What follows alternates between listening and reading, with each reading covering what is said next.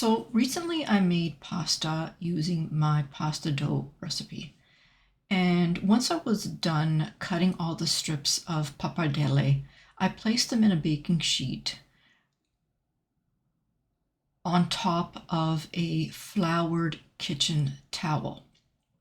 The flour on the kitchen towel just prevents the noodles from sticking to the towel. And what I did next is I took some flour and I just sprinkled it over the pasta, and using a basting brush, I just spread the flour all over so that when I'm rolling the pasta nests, the pasta doesn't stick together. Now, prior to this, I did let the pasta sit in the baking sheet or on the baking sheet for about 30 minutes to dry slightly.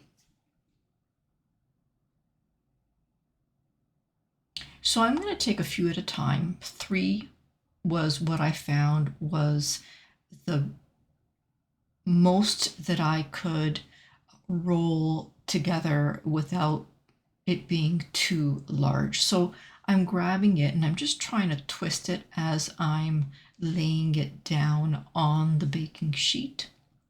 And I'm rolling it to make a circle on my baking sheet. I'm just trying to make sure that the strands are separated so that they aren't clumping together. And now I'm taking the next bunch, and I had 4 there, but I removed 1 strand and reduced it to 3 because I found that 4 strands of pappardelle pasta was just too many. So I'm just going to move along this video so that you can see my process here. And once I was finished making the pasta nests, I let it sit on the counter because I knew I was going to use it the same day. So I just let it sit on the counter to dry up further. And then I could just take those nests and dunk them in the boiling water and then toss it into my sauce.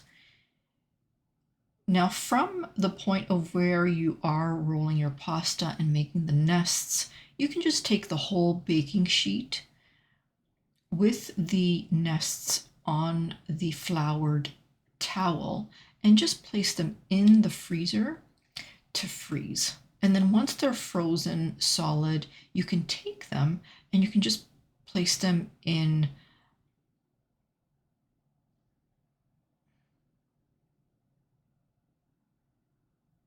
a plastic bag until you're ready to use them.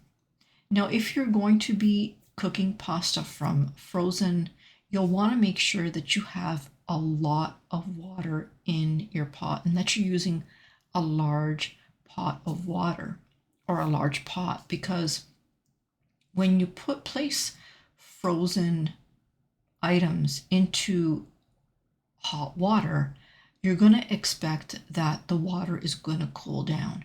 And you don't want the water to cool down so much that it's not boiling anymore. So take 1 or 2 nests at a time, place them in the boiling water from frozen, and then just make sure that the water is coming back up to a boil before you place the next couple of pasta nests in there.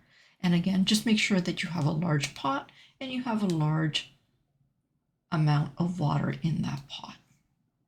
Now, if you're interested in getting the recipe for my pasta dough, I'll leave the link in the description of where you can find the recipe, and you can go and take a printed copy of that recipe. If you have any comments, just drop them down below, and I'll be happy to respond to any of your comments. For now, I'll say bye-bye and happy cooking.